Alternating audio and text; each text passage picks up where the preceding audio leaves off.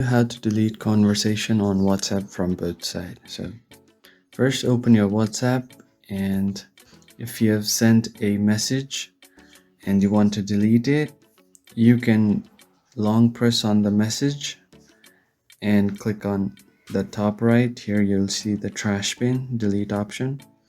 Here you can see the delete for everyone message because this one is a recent message. If I go up and long press on this other message and click on delete, I don't see the delete for everyone option. I only see the delete for me option. So in order to do this, you will have to open your phone settings. So just go back and open your phone settings.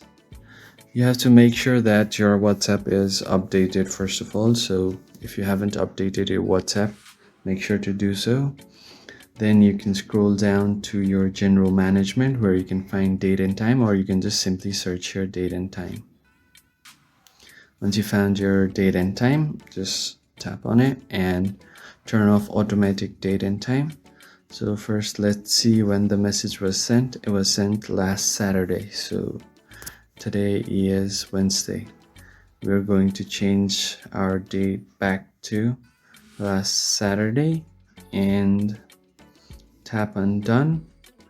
Then set the time to the time that it was sent to. So that is 7:06 p.m. We're just going to set here 7 and 6 p.m. 7 like so. Now if I go back and clear my WhatsApp and open it again, go to the chat and long press on this chat. If I tap on delete, in most of the cases it should show up the delete button for everyone because they was sent a long time ago. Unfortunately, I cannot delete it, but in most cases you will see the delete button. I hope you found it helpful, and I'll see you on the next one.